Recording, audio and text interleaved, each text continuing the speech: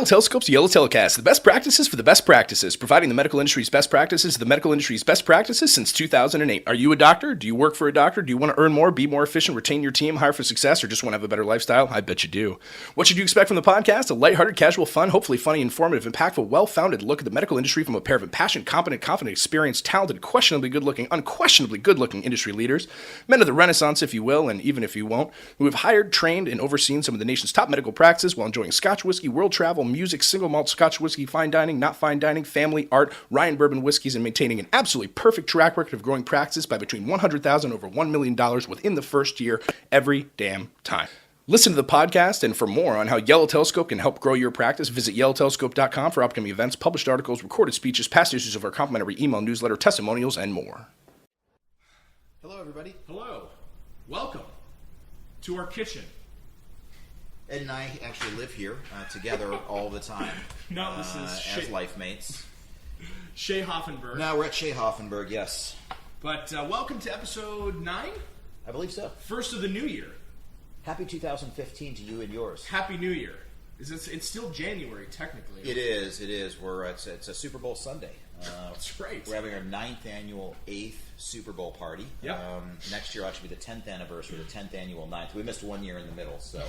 That's right, hence the overlap. It's pretty exciting. Yeah, this is actually our 9th annual 8th podcast. Actually, I don't know. I think it's actually the 9th annual 9th, or the 9th monthly 9th. Yeah, we haven't missed a single one yet. Yeah, no, we're right on pace for number 10. Yeah. Looking sharp, by the way. Hey, thank you. Am I overdressed? I thought that I'd maybe overdone it here. Okay. With the shorts and t-shirt. I know but it's after exciting. Labor Day, but am I allowed to wear white? Look, if you're being required to do a standing podcast, yeah. You know, you don't want to be bogged down with heavy clothing, because sometimes you put on a suit, you kind of slump over with the weight. Oh, with yeah. this, we're light, we're airy. Yep. You know, I've it's got Florida. no tie on. Usually, everyone else out there in podcasts, I'm used to seeing us all buttoned up or tied up, as I like to say, with a silk noose. Oh yeah, sort of draped and ensconced with well curated pocket squares on it. Oh yes, absolutely. Yeah. Many pocket squares. You got your double Windsor knots. The whole bit. I like a meaty knot. I like more of a true triangle versus sort of the thin, sort of kind of. That's just me, though. Other people say, "Wow, that's really an aggressive knot you have there, well, John." I say, "Well, I say thank you," and they say potato. So. Yeah. We got a great podcast. We're joining here live from fabulous Allison Island, Miami, Florida. Come and see me soon. It's where I live. It's a lovely place, and enjoy hence the Casual outfits here, the dead of winter. Oh, absolutely. It's January. It's cold out there. Yeah, in the background, you got everything. By the way, I mean, even on a cold winter's day like this, you've got a combination oven microwave. You've got a refrigerator that keeps things cold. You got an oven to keep things warm. So you really have everything gas range. Full gas range. It's really all here. But yeah, it's cold. It's freezing. It's winter. I literally had to wear a second layer on my way over here. No joke. I'm not kidding. You mean the unzipped hoodie? That's correct. That's correct. Sunroof closed. Yeah. It is. It's cold though. That's it. Yeah. I mean, you want to know how cold it is? I think you do. About 72. But what's the wind chill? Well, yeah. Well, with wind chill, yeah, it probably down to 71. That's what I'm talking about. Yeah. But with the sun on you, it's really about 70. You can go to the pool today. So we just passed what was described as Snowmageddon, which hit the Northeast, which ended up being sort of a mild blizzard, a light snowstorm. I can say that because I've lived in Chicago. This guy, he can't talk trash about snow. But here, we had a cold front come through. It was about 55 last night, about 70 around dinner though, so it's nice. Yep. So very exciting stuff. We have an extensive, more extensive than usual whiskey portion of the podcast. It's our sort of first of the year. Sort of breaking a few things in. You're welcome, everybody. Yeah. I know you want to learn how to run your business better, and that will come. But we are giving back, in a sense, being selfless in a way, in sharing a somewhat more thorough and lengthy whiskey topic, along with a milestone that will be forever in the annals of Yellow Telescope lore. Indeed. On this podcast. So you don't want to turn us off or press stop or undownload us right now. Do not undownload, ever. In fact, should we toast with our corn whiskey that we have right here, our corn moonshine? That's right.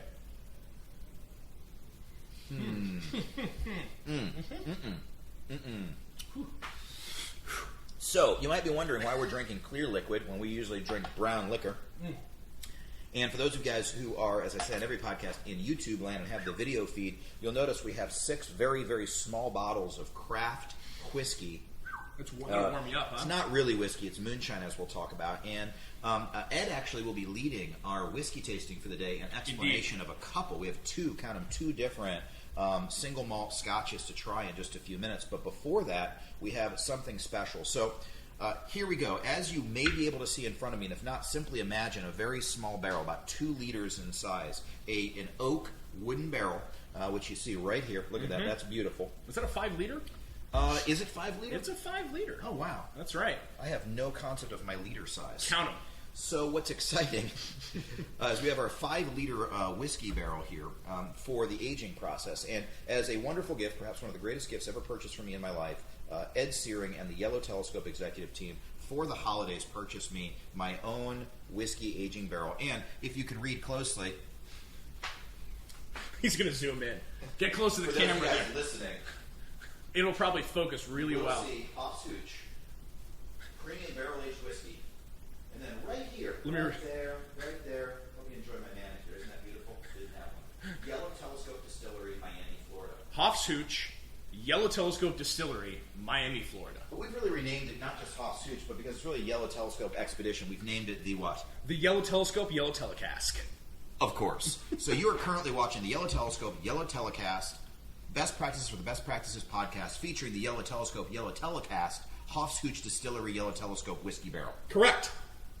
2015. Literally, cannot be more succinct. So a little bit of education that I've learned through the process. So the first thing that I actually did is you can't just put some spirits in here and age them. One of the things you have to do is actually make sure that the barrel, which has leaks and holes because it is wood, in it gets sealed. Correct. So actually over the last 7 to 10 days, we've had boiled water placed into the cask, closed off and sealed, which eventually will basically push out and expand and contract the wood as it gets hot and cold, and then seals it. So otherwise, you're going to have whiskey pouring out of all the edges. And talk about an angel share. That's too much of an angel share. That's right. Too much for the angels. Correct. So the angels would be drunk. So what you want to do is they refer to the angel share as a little bit that dissipates because the alcohol kind of goes off into the heavens as it ages. So a 20-year-old whiskey barrel is going to have less whiskey in it than a 10-year-old whiskey barrel. Well, similarly, you want to kind of seal that in. So we finished that process today, poured out the water. Sure. And we're going to go ahead and put some alcohol in here. Now, what we've selected is, first of all, because this is a brand new oak barrel that's recently been charred, cooked on the inside, which is what gives you, in a sense, a seasoning. It gives it the flavor of the barrel. The first round, even if you want to make a single malt or a rye whiskey or another type of whiskey, typically what you want to start off making in a brand new barrel like this is bourbon, because the charred interior is going to give off a lot of sweetness, a lot of wood and oaky notes, and so you want to have a very strong liquor to put in there. In this case, moonshine. So basically, in a sense... Moonshine? Yeah, in a sense, beer, if you kept cooking it, becomes moonshine. And right. Moonshine, in essence, if you keep aging it, becomes whiskey. And so this is basically undistilled, unaged whiskey, in a sense. Apparently straight out of the Ozark Mountains. That is correct, actually. We got this, and a nice shout-out to our friends at Copper Run Distillery, which is in, I believe it's pronounced Walnut Shade, Missouri. Walnut Shade? Walnut Shade. Walnut Shade, okay. Walnut Shade, Missouri. And Sure. it's a great people, small outfit. They make only craft distilled whiskeys and rums and so forth. And They're the YellowTelescast of distilling. correct. Great. And we selected them not only because of their nice American heritage and wonderful moonshine, but also because they make an overproof, because it's going to lose alcohol content as it ages. So by putting 120 proof, 60% alcohol by volume, basically really brutal stuff, over time it's going to kind of cook down, if you will, into a more drinkable, palatable, 80 to 100 proof liquor, which is about what you want to drink your whiskeys at. So we're going to make ourselves bourbon.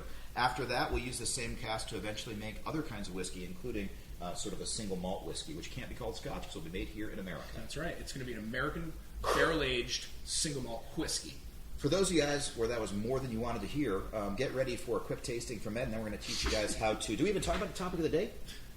No. Well, we were about to, and then we did. Well, the topic of the day, before we go on to your whiskey... Social media madness. Wow. It's madness. It's going to be nuts. Yeah. Basically, we're going to talk a little bit about how to actually take advantage of the social media in various forms, and some people think that it's not going to do so well. Most people say I've never made a single dollar out of anything I've done in social media. That's right. But I still seem to have it. Mm-hmm. I don't know what to do about it. Well, we're going to help you make it work. Because we figured out some ways to actually monetize your online presence, particularly in the social media realm, to actually make some money by having social media. That's right. So we're going to talk about it today. But first, I'd like to have a little taste of whiskey. And while you're telling me about some whiskey, if it's okay with you, I'm going to pour our moonshine into the barrel. Please, don't forget your funnel. Correct. So, it's kind of an interesting story. Of all places, Sarasota, Florida, was with my mother and my lovely girlfriend over the Christmas holiday.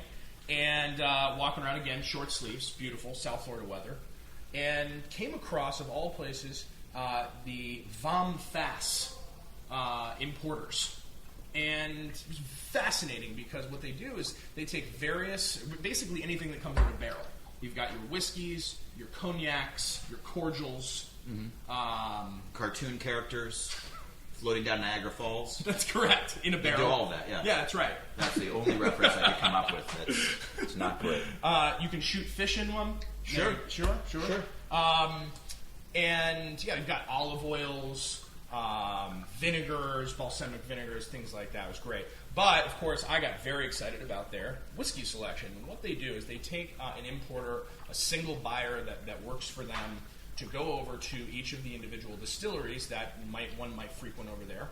And they will select individual barrels that aren't necessarily part of the overall batch of the distiller. Right. And they will ship them back as sort of a one-off, individual, true craft individual whiskey from your more well-known distillers. So just to clarify, this would be right up Ed's alley because it fits under the general column of either inflatable and deflatable products or well-curated materials. Correct. In this case, the latter. In this case, the latter. If there was some way we could actually shrink a whiskey, which, you know what's funny? I think they did.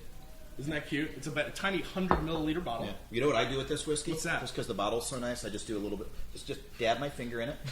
Put a little bit on each neck right there because that's... Just a little bit behind the ears. And the wife goes nuts. She's like, you smell like leather and alcohol. That's right. They really love it. I'm like, you're welcome, honey. And then she goes upstairs. It was quite literally the least we could do. So we've got two flavors here, if you will. Two vintages. Sort of went to see one of my personal favorites is something really more of a space side. And show me, John, the hand. Yeah, so if you look at your hand is Michigan, right? And similarly your hand is sort of Scotland. Space side's kind of right around your middle finger. Kind of on that northern, maybe a little halfway up the middle finger in that northern area of the center of Scotland. Just beneath the Highlands, shockingly, but north of the Lowlands. Great. So we've got, this is the Dalwhinnie, which I actually hadn't heard of previously. The Dalwhinnie? Not the Dalwhinnie, no. The Dalmore? The Dalwhinnie. Yeah, I'm in. There you go. It's actually built in 1852, invented the iconic pagoda chimney, which is now common in distilleries in Scotland. It's a medium-bodied, hints of orange peel and conifer. Light overtones of peat and toasted oak finishing with a snap of ginger. It's snappy. Aged for 12 years in American white oak. Not very unlike the one we're filling Sounds right now. not dissimilar from a gin with that kind of conifer, thing going on. It little may kind be. of northern trees, but in Scotch form. Mm-hmm. It's actually sort of one of my favorite areas, definitely from the space side. So we'll pour one of those. Incidentally, I'm about 5 bottles into pouring into this cask, which is exciting. I think it's going great. I also wanted to mention this. This is something that rarely happens. And credit to Ed, he is having me try a distillery of whiskey that I have never had a single whiskey from ever in my life, which is hard to do. Did it. Made it happen. I've been to over 1 distillery and had over 6 whiskeys. Fact. Now, number Do we get to 2. try this bad boy? Not yet. No. Number 2 is Lefroy. And this is an Islay of your peatier variety, although not the most peaty you've ever had. I know this is a particular favorite to John's. Sort of like a thumb sticking out on the hand is where Isla is. If you're right-handed and stick out your right thumb. As long as we're using hand-gestured locations. If you're right-handed and you stick out your left thumb, you're in Wales. Yeah, versus Florida, because everybody, what's great about Florida is, Florida looks exactly like a Pinocchio nose. Yeah, it's wild. So we're at the tip of the Pinocchio nose of Florida. That's right. That's actually the most common reference. So then we've also got the Lafroig, of course, is steeped in history. The distillery has been making whiskey the traditional Isla. It's interesting. It looks like Islay or Islay. Isla. Way since 1815. Not for the faint-hearted, as this single malt is full of smoke and sea. Salty, briny, with a faint sweetness. Sort of like the people there. Yeah, peaty, Salty, smoky. briny, but with a faint sweetness. Lafroig is one of Isla's I classics. think I dated that girl. She seemed so sweet, but ended up being mean. Yelled at me. It's sort of salty and briny. Yeah, I don't know about that. You don't think the eye patch gave it away? All right. Well, that's definitely the space side. Ooh, that's real smoky. Uh-huh. Shall we? Indeed. To 2015.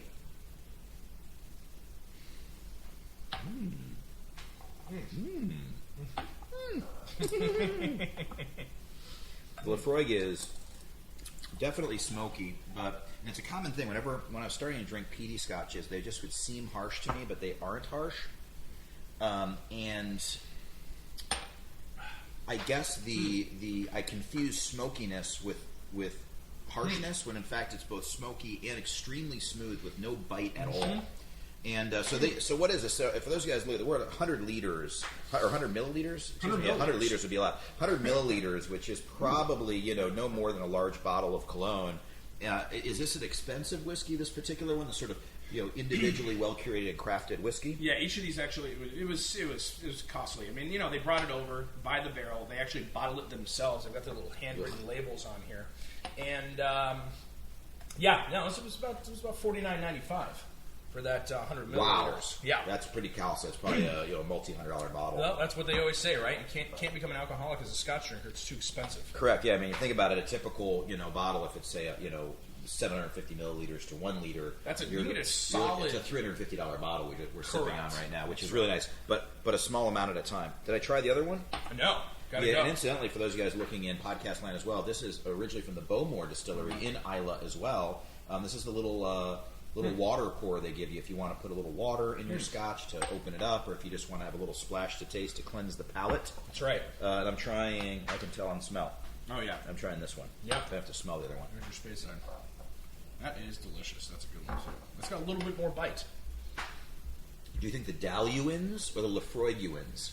I like in this pair. I actually am shockingly partial to the Lafroig. Yeah, Lafroig's a better whiskey. It just is better, but really tasty. The other one has a little raisininess to it, more sweetness, which is good. With no peat, but it's got a little after alcohol burn on the end, which is rough. So not bad, but just not as good. Right. Well, that's great. So moving forward. Well, this has really been great. This has been fantastic, and I'll pour the last bit of this whiskey in here. And to those of you whose least favorite part of the podcast is the whiskey, well, next time will be somewhat shorter. Think of it this way: you made history with us right here on this That's right. podcast. Podcast number 9, the beginning of the YellowTelescope. Thanks for being here. This is really exciting. All right, the funnel's done. There it is. We're not going to look at this bad boy for a couple weeks, and we probably these smaller barrels. By the way, they age much quicker because there's more surface area. Sure. So they're going to get more bourbony more quickly. But they say probably if you barrel age this about 3 months. Mm-hmm. It probably is more like a year to 2 years to 3 years, depending on how much liquor you put in there. So we're not filling ours up quite all the way. We'll make some turns with it and so on, but it's going to be delicious. I'm excited. So thank you to the Copper Run Distillery. These are going to be great. And thank you to the YellowTelescope team for getting this awesome gift. And thank you to the Vom Fass Importers, Sarasota, Florida, Main Street. Are you taking this one with you, and I'll take this one? Sure. Very good. Here we go. Well, should we learn something? Let's do it. So, social media. The operative word is nebulous. We all know that it exists. It's been around forever. We've got a lot of things to discuss with it. It is of importance, or is it? What our feedback has been from most small business owners, particularly doctors and attorneys, is I feel like I have to be on it, John. I feel like there's some value in it, but I can't really say whether or not it's making me any money, and it does seem to take some time because I'm either paying a web company to do it, or I've got a marketing manager or someone in my office who's doing it, or I'm doing it myself. And a handful of the people that we meet really enjoy it. It's a part of their social interaction, and they're really good at it, and they're tech savvy. And then others just say, gosh, this is really pulling teeth for me, and should I really be doing it? And the short answer is probably 5 to 10 years ago, the answer was who knows? We knew there was something there. There were a lot of people online. We're not sure if we're going to get any business from it. the short answer today is yes, absolutely. Maybe not every single possible social media source is of value to every single business owner or practice, but the vast majority are. And there's a lot of counterintuitive ideas, which is what Yellow Telescope is typically known well for doing, that we've really teased out and researched and looked at and watched and found results with. We want to share some tangible, useful information related to social media that doesn't just get you likes, although we have one tip on getting more likes or more follows, but also how do we monetize it? How do we take in business by being on social media? So with that, we've got a few thoughts and tips. You want to? Yeah, we put together Count like on one, you or know, two, or three? 5 to 10. I Yeah. might take 5 to 10. See where we get to. It's sort of, it's like watching the Tonight Show. When they're out of time, they move on to a new topic. Yeah, Yeah. which is something we easily do. Basically, we put together, say, 5 to 10 tips. One of them was, Facebook. Is Facebook dead? Everyone's off Facebook now. It's kind of a myth, I think, that a lot of people say, well, I should really be on the Instagrams or, the Vines or something like that, which may or may not be true. But, I think that age group has a lot to do with it, partially. I always thought that Facebook was for facial plastic surgeons, but I've never been able to find Toothbook or Dermbook or Skinbook or Boombook. Or Boo Book. Boo Book. That might be on there. It's for plastic surgeons. It's for plastic focused mostly on surgeons. breast and body procedures. Yeah. Yep. So So the Facebook, a lot of doctors say, well, do I need a Facebook page? I mean, a lot of my potential patients, might not be looking on there. I think that we actually find that they are. I think that, back in the, remember MySpace? Remember that social network? vaguely. Yeah, exactly. MySpace, the pre-Facebook, potentially, was there back in the day, and that was when all the kids were on Facebook. It was like, people, all the parents were complaining about their kids on MySpace all day. Well, then, of course, they went to college and got on Facebook, and Facebook got bigger and bigger, of course, after they graduated. Now, a lot of those people that were in college, they're young professionals. They are building families, and they're, have disposable income, and they also have much more medical need than they did just a few years ago, and they're probably actually going to be the core people that you're probably going to want to try to attract. It's almost like the demographic has caught up with the work that the doctors were doing over the last decade, and they were marketing towards, for the most part, people that were too young, Right. But now those too youngs are just right.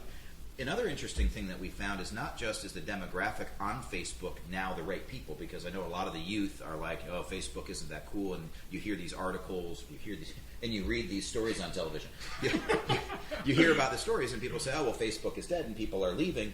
And that may be true to some extent, although not to any great extent. But, yeah, that demographic that remains are actually people want to market to. Your 18 to 55-year-olds for your Botox and fillers, the 30 to 60 to 70-year-olds for your aging face, your body surgeries, your teeth, your, other cosmetically related procedures. So the other thing that's interesting, though, is also the way in which people are willing to shop has changed. I know that when I started in this industry, people that were my wife's age at the time would never have even considered Botox. And if someone was doing Botox at that age, it was sort of like, do they have body dysmorphic disorder? Because they're too young. They're in their 20s. Right. And these days, there are people who are doing these fillers and Botox in a preventative manner. And it's no longer frowned upon or taboo or hidden. And people speak openly about saying, look, I don't really want to get wrinkles. I've got an extra $300-$500, and so I'm putting a little juice in my glabella. That's right. Hey, you want a little juice in your glabella? Yeah. It's funny, if you do enough Botox, you actually can't frown upon it. Correct. And if you're a guy, of course, we like to throw in the term the Brotox. Yeah. That's sure. Yeah, It's becoming much more popular now. Yeah. It's too many people are doing too many puns with it, though. I mean, it's gotten really, really ridiculous. I have no examples, but moving forward. A second thought that we had is that Facebook is also becoming more monetized, and when they monetize things, they have to deliver a return for you to monetize them. I know that I've heard of all these different apps that keep getting sold for 10 million, 16 billion, a billion jillion, and these are actual numbers that are to be trusted based on my accountant's feedback to me. And what's interesting, though, is that they do at some point have to turn a profit, and that comes from ads. So what's interesting is Google makes about 95 to 98% of their annual revenue based on their pay-per-click advertising. And that's how they've monetized their business streams. Pay-per-click has to work at some point for the majority, otherwise they go out of business because no one's going to renew if they're not making money. Right. Well, similarly, Facebook has developed ads. And Facebook, you can now pay money to actually advertise your brand. And one of the things that has really been successful is this, because it's been introduced at a much cheaper rate than you would be able to get pay-per-click for. And of course, it's a slightly different demographic, and they need to be targeted somewhat differently. But you can be highly, highly targeted.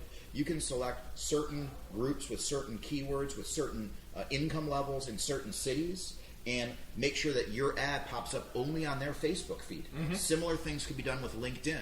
And we're talking about starting daily rates of less than $10. Sure. So for $200, $300, $400, $500 a month, you can have significant exposure, if nothing more, and actually potentially monetize low-cost leaders. Now, we don't want to necessarily be advertising a large procedure, a $20,000 surgery over Facebook, but when it comes to your lower-cost items, I think it could be of value. Absolutely. Yeah. LinkedIn. You mentioned LinkedIn. Yes, I like LinkedIn. It's my favorite social media resource. It's actually. true, actually. Yeah. No, I know that. Not only to get content on there, but it's I think often overlooked by a lot of people who think of Facebook, and that's where people are going to be. However, you want a lot of to try to cater to a lot of your young professionals, or your older professionals, or whoever the age group might be, and you can actually build a company page for your practice, which a lot of people don't even realize. So this is different than me just having my John Hoffenberg page or the Ed Searing page. Also important to have, yet you can also have a separate business page, which is different from your personal page. Just like Facebook, very similarly. Are you creating followers and likes and so on? Absolutely. Now, my question, though, is that sounds good. Of course, I know the answer. I'm pretending I don't know for the sake of witty repartee. Don't you know this? Yeah. Incidentally, I think both of our arms, after doing those 100 to 200 bicep curls right before we went on camera, really looking good. Thank you. But I digress. Back to the important point here. I understand that with Facebook, people are social after work looking, but isn't LinkedIn more of like a business-to-business kind of thing? Why have a profile if you're, say, a doctor, you're an attorney, and you got mostly followers who are, who are your followers? Why is that? Why, if at all, is that good to still have that company page? Well, I think it's nice because where are your people going to be spending a lot of their time? Now, of course, you're going to have plenty of people who are cheating at work and spending a little idle time on their personal Facebook page and shopping around. But it's actually legitimate, and you can actually say to your boss, well, no, I'm kind of farming for new recruits, or I'm looking at the competition on LinkedIn, and you can actually place ads, etc., which I know you might talk about, but go to where their eyeballs are going on a daily basis. And so I think a lot of people underestimate exactly how many people are scoping LinkedIn regularly. And I think something that I'm actually guilty of, very early on I didn't understand LinkedIn at all. It made no sense to me. I'm like, what is this? I'm just connecting with people I'll never speak to again. That's kind of what we're connected. We used to work together 10 years ago, or I don't even know this person, I'm connected. But what they've done, and I don't think they knew either at that time, but over time, again, it's evolved, and they figured out how do we connect, how do we use this process to actually communicate. And so what I found actually is that I use it more than any other social media resource. There's interesting articles I like for business, and other people who want to buy what you guys sell like business articles because they went to school, they have a company, they're making money, they're interested in learning from their peers. But they also go searching on all kinds of things. Coca-Cola is going to have a LinkedIn page, and every whiskey company, Bowmore and Lafroig and Doulayen, is probably going to have some sort of company page. So there is value in it, and it's really treated like a social media resource with an angle towards business, not necessarily only for business, and there is a difference there. So one of the other things that is interesting on LinkedIn and how you can use it as a resource besides getting the word out to all of your people is you can also recruit for your job. Recruit for your company that way. So if you're a business owner, you're a practice manager, you're a leader in your organization, you need a receptionist or you need a higher level individual in terms of pay grade and education level, there's almost no better resource than a LinkedIn because most people on it are a little bit more pre-qualified or at least engaged enough in their business to have a LinkedIn profile. So for example, if it's every time we have a job posting at YellowTelescope, we spit it out to our company page and we spit out a general post on behalf of our company and the individuals within the company. And so it's a short post. We have maybe 3 or 4 sentences saying we are seeking a great new practice manager in Kansas City, Missouri. In Walnut Shade, Missouri, we're looking for a distillery manager. And we will get hits that way because we have a network of, say, 500 or 1,000 people, which networks and so on. You can also pay for an ad on LinkedIn. Yeah. And it's not that bad when you think about Monster being $400 or $500 an ad, Craigslist being kind of lower quality applicants, although cheap. For $100, $200, you can get a great LinkedIn ad. Actually post one on there. Yeah. Brand building. Yes, please. Google Plus. Speaking of nebulous, we could probably do an entire podcast on just how to utilize Google Plus. I want to drink another $80 worth of your Lafroig. You probably should. I have a small, just a wee dram. Just a wee dram. That for you? A smidge? Yeah, absolutely. Is that the Lafroig? Thank you. I don't like to mix whiskeys. Nope. Then it would be a blended. That would be delicious blended.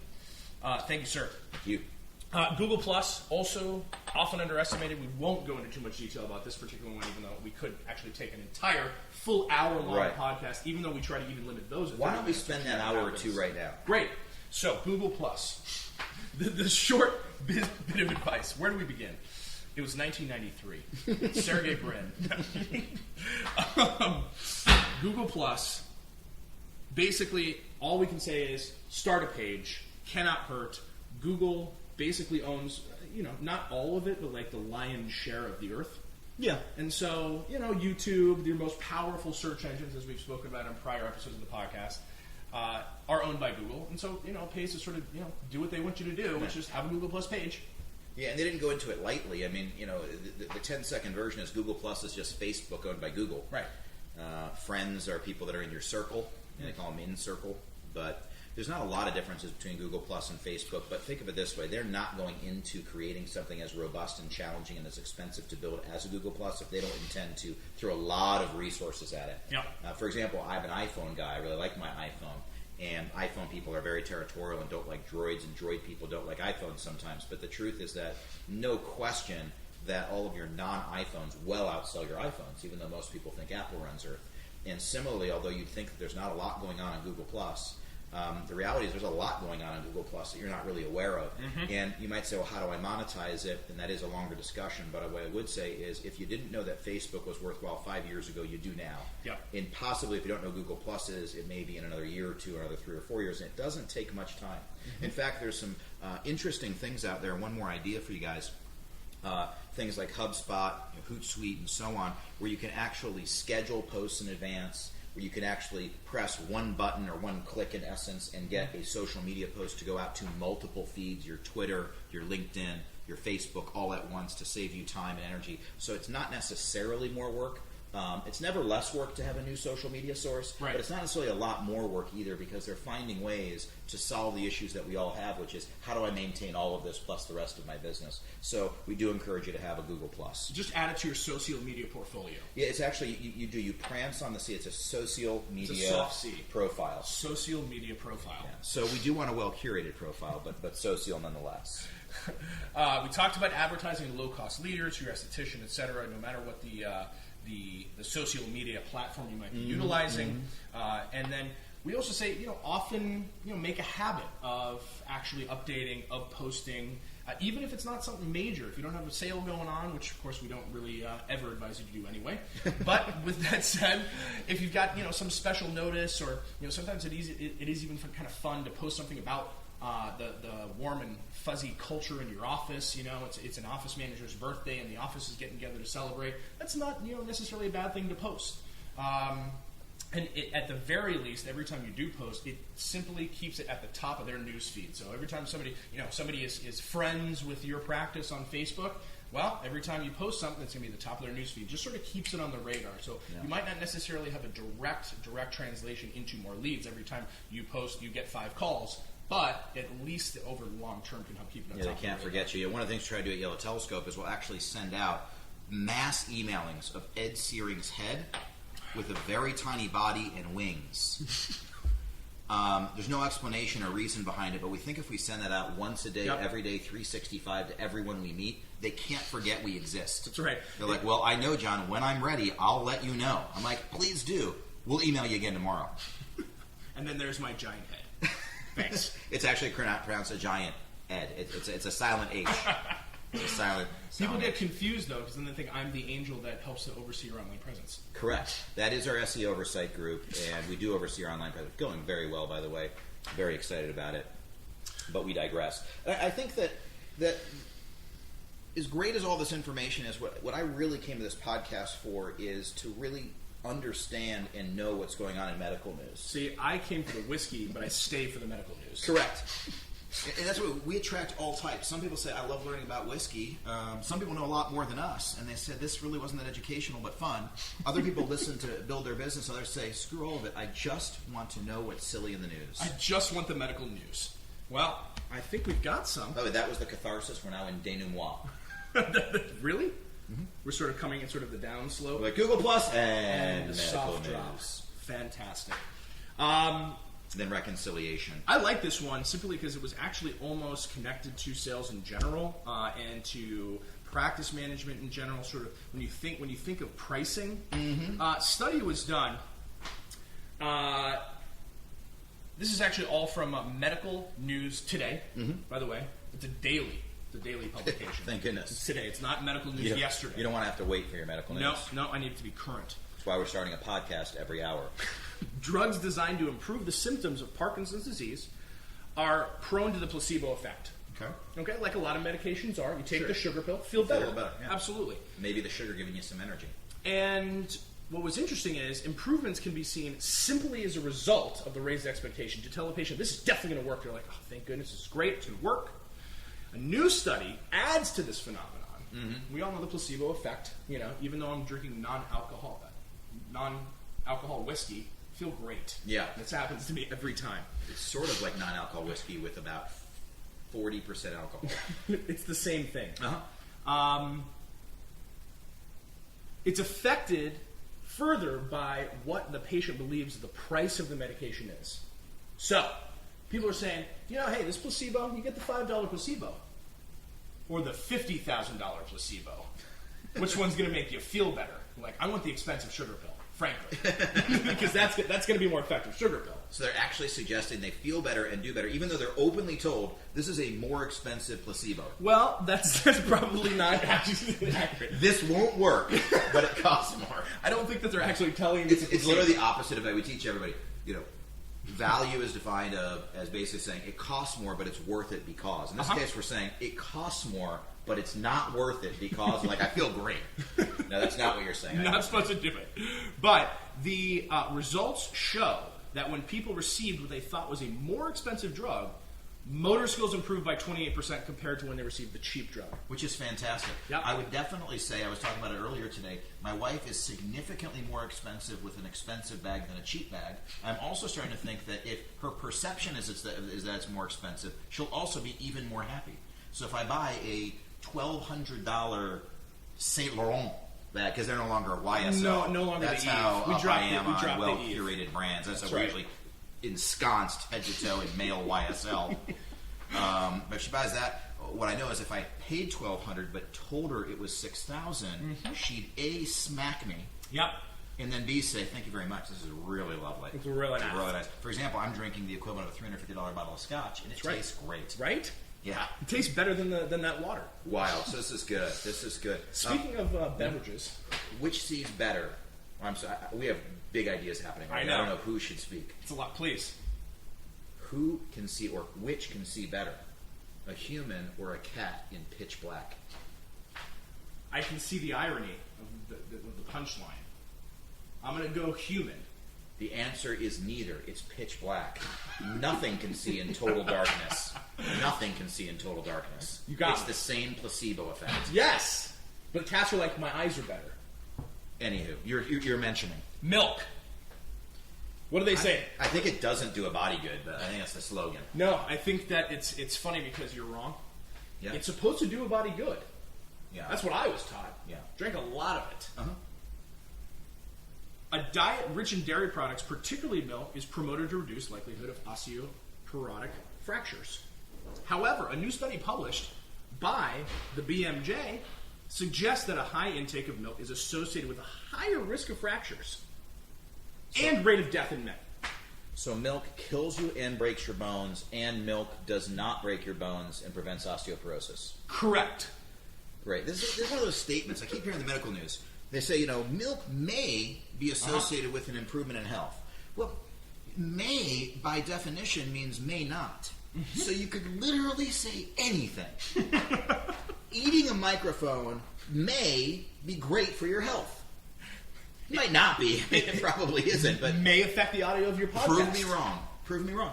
There's no evidence for sure that it won't, and it may. I would love you to prove our audience wrong on that, on whatever they're thinking. Whiskey does taste better than most. Well, apparently the hypothesis is that the indication that milk provides the main dietary source of galactose, which makes it half lactose, which is the sugar found in milk. Experimental evidence in various animal species indicates that a chronic exposure to this is detrimental to health, a source of aging, and a shortened lifespan. So even they say, maybe the calcium's good, but you got to stay away from the D-galactose. That's our sort of testosterone versus dihydrotestosterone. One's good, one you don't love. bad for the hair follicles. Mm-hmm. Shift work. I like to call them follies. The hair follies? Sorry, my follies are hurting. Today, I kind of got some folly pain, lost a couple, kind of right there. Is there more medical news? I was just talking about the impact of shift work on health. A lot of healthcare workers in general work on odd shifts. Either they're early in the morning to the mid-afternoon, or they start late at night, or they work your all ER night. doctors, Absolutely delivering traumatizing. babies. You're like, what's your shift like? Well, I work 24 hours a day for 9 days, and then I'm off for 3 weeks. Or whatever it is. It's aggressive. It's really aggressive sometimes. And, but God bless them for doing it. Yeah. I'm really thankful to a lot of people that put It's nice when you go to the hospital at 3, there's someone there to greet It's you. actually... we couldn't be bothered. Yeah, sorry, everyone's on break. But it's got demands that set it apart just from the job. They're demanding jobs to begin with. However, on top of that, shift work can really affect your health. I'm sure you can imagine the sleep cycle probably has part of it to do with it. Mm-hmm. Also, if they're working or previously had been working in shifts, they scored lowers in tests with memory, processing speed, overall brain power. I don't know if any of this is news. I mean, I know that if I just have one bad night's sleep, I'm less good the next day. That's true. Yeah. In fact, it's affecting the quality of my podcast. Yeah. Did we have the last podcast talk about how you can't overdose on coffee? I think so. Yeah. I mean, it's the same thing. If you don't sleep for one day, you're going to be useless, and we all know that. And I don't know if that's news, but it's an interesting uninteresting. Yep. It may cause issues with sleep. It just might. It might not. You never know. Yeah. Well, this has been great. Should we drink the rest of that cask? Just tip it. I think it's been aging. Let's try a 1-minute aged whiskey. That's right. So I think hopefully we've gotten some good information across on monetizing social media. We've talked about how to put whiskey in a cask. We've talked about trying some new casks. As far as upcoming events, a couple of great things. First of all, we will be speaking at the ASPS Reboot Camp in Chicago, March, I think 27th and 28th. So come and hear us speak on hiring and staffing, as well as improving your conversion rates and patient booking ratios there, speaking to some of the top doctors in the country. San Diego? That's in Chicago. Yes. The fabulous Chicago O'Hare Airport Lowe's Hotel. Really nice hotel. That's right. Really bad place to be. It's like a ski in, ski out. Yeah, sort of. We're going to be at the Lowe's there, speaking just an overnighter, a couple of talks, fly in, fly out, leading some consulting workshops as well there, so that's going to be great. We then head in April into San Diego to the ASCRS ASOA. San Diego event. About 7,000 attendees will be going there. We'll be leading actually on faculty 4 different discussion groups and speeches there. We will then be going into Vegas in June, per usual, to the Vegas Cosmetic Surgery and Aesthetic Symposium and Multi-Specialty something in Vegas, as always, and speaking there with a couple of booths both in San Diego as well as Las Vegas. Indeed. Which is going to be great. So there's just a few things coming up. We also have some really exciting announcement through SEOversight.com. We are now in partnership where our SEO Oversight opportunities come bundled with complimentary service through some of the very best and most impressive providers of leads on the internet. So literally you hire us and get free leads bundled in with your package. How much do they cost, though? They're free. Yes, so generally going to save about $300 or $400 a month that you're probably already spending, and you're literally just going to turn that dollar value off. And if you're not spending it, you won't have to spend it. You'll get those results for free. There will be about 160,000 doctors receiving correspondence from us on this in the next 2 months, which is very exciting. It'll be followed up with a webinar as well. We will be speaking on a different webinar through locateddoc.com and practicedoc.com coming up in March, so check out practicedoc.com and locateddoc.com as well as the YellowTelescope.com website for more information on that, or the SEOversight.com website if you're looking for more leads. What else am I missing? Well, furthermore, we're going to be around the country. I'm going to be out in Orange County, California fairly soon. New dermatologist client for you. Very exciting. Dermatology. So we've got our clients. We're going to be out in Ohio, I believe. Yeah, Ohio, heading to Toledo. We've got a client here in Boca, just up the road. Just That's right. Going to Boca Raton. Going to Boca Raton. And it's nice because it's winter. Yeah, it's winter. So it's all very exciting. In any case, we appreciate you guys listening. We appreciate you watching in YouTube land. I guess we're heading on to episode 10 pretty soon. Right. Our 10th anniversary Diaz. podcast. That's right. Coming from who knows where. It's going to be fabulous, though. We know that. It's very much true. With that, Hey, let's have some more scotch and enjoy the rest of our afternoon. cheers. Seahawks, congratulations. Okay, cut. Patriots, congratulations. We predicted it here first. Cut. And now we'll transition. Absolutely. Welcome to Julia Child's